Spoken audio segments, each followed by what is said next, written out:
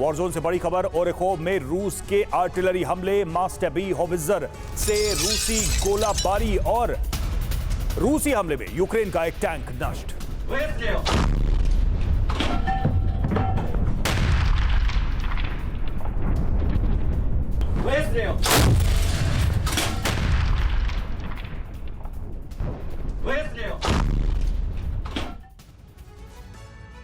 हानिया की मौत को 26 दिन बीत चुके हैं, लेकिन इजरायल पर ईरान का खतरा अब भी मंडरा रहा है। ईरान ने एक बार हमले की धमकी दी है और इस धमकी को इजरायल पर अटैक का काउंटडाउन माना जा रहा है, जिसके बाद अमेरिका ने मिडिल ईस्ट में इजरायल की किलेबंदी और मजबूत कर दी है। सवाल है कि क्या अरब की सबसे बड़ी जंग जल्द शुरू होने वाली है? ओमान की खाड़ी में अमेरिका के जंगी जहाज गश्त कर रहे हैं। भूमध्य सागर में अमेरिका का एम्फीबियस ग्रुप हैंगर डाल चुका है, दुश्मन पर नजर गड़ाए बैठा है।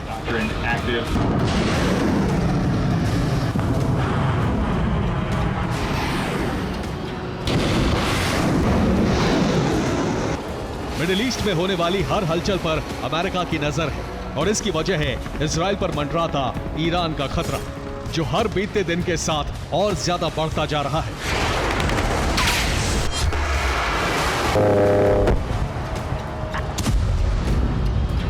ईरान ने एक बार फिर इजरायल को बड़ी धमकी दी है, जो बताती है कि खमेनी शांत नहीं बैठे। वो हर कीमत पर इस्माइल हानिया की मौत का बदला लेंगे। इंतजार है तो सिर्फ सही वक्त और मौके का। ईरान के सेना प्रमुख मोहम्मद बाघेरी का ये बयान ऐसे वक्त में आया है जब हिजबुल्लाह ने इजरायल के खिलाफ बड़ी जंग छेड़ रखी है। ऐसे में सवाल है कि ईरान हमले के लिए किस वक्त को सही मानता है, आखिर उसे किसका इंतजार है?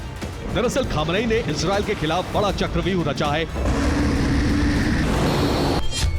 ईरान के प्रॉक्सी ग्रुप बीते एक हफ्ते से जबरदस्त एक्टिव है। उत्तरी बॉर्डर से हिजबुल्लाह इजरायल पर वार कर रहा है, दक्षिण में मौजूद यमन में हूती के रडार पर इजरायल है, तो पूर्व में गाजा में हमास इजरायल से पहले ही जंग लड़ रहा है।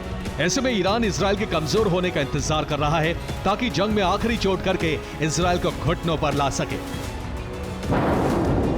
ईरान इजरायल के इसी चक्रव्यूह में फंसकर कमजोर होने का इंतजार कर रहा है। ईरान जानता है कि इजरायल को कमजोर करना इतना आसान नहीं है, इसीलिए उसकी तरफ से लगातार प्रॉक्सी संगठनों के लिए हथियार और फ्यूल की सप्लाई की जा रही है, जिसे आईडीएफ चुन चुनकर टारगेट कर रहा है। जबरदस्त धमाके की ये तस्वीरें ईरान इराक बॉर्डर की हैं। कसर ए शिरीन बॉर्डर पर ईरान के 12 ऑयल टैंकरों में जबरदस्त ब्लास्ट हुआ।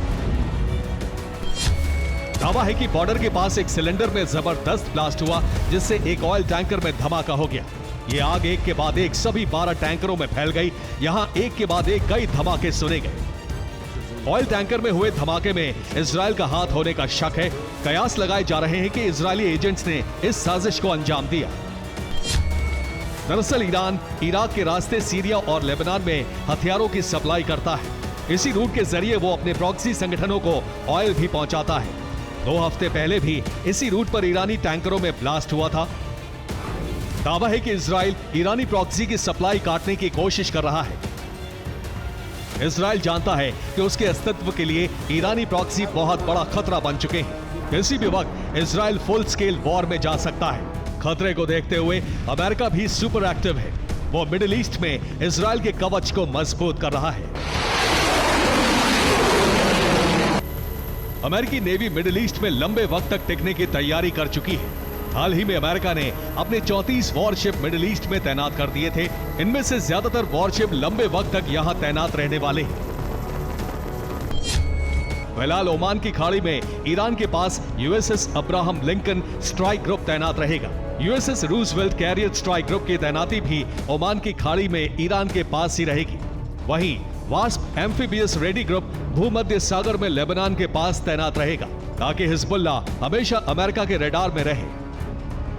अमेरिका जहां इजरायल का कवच मजबूत कर रहा है, वहीं इजरायल को लंबी जंग के लिए तैयार कर रहा है। दावा है कि अमेरिका C-17 ग्लोब मास्टर पिछले 2 हफ्ते में 2 चक्कर इजरायल के लगा चुका है। रिपोर्ट्स के मुताबिक C-17 का कॉल साइन BND-GE-27 था। अमूमन ये कोड मेडिकल सप्लाई फ्लाइट का होता है। माना जा रहा है कि C-17 के जरिए अमेरिका इजरायल में मेडिकल सप्लाई पहुंचा रहा है। इजराइल में लंबे युद्ध की तैयारी के मद्देनजर मेडिकल उपकरण पहुंचाए जा रहे हैं। साफ है, इजराइल पर ईरानी हमले का काउंटडाउन शुरू हो चुका है। किसी भी वक्त ईरान इजराइल के खिलाफ फुल स्केल वॉर छेड़ सकता है। इसीलिए अमेरिका और इजराइल हर वो मुमकिन तैयारी कर रहे हैं जो लंबे युद्ध में टिके रहने के लिए जरूरी है। Bureau report, TV9, Bharat.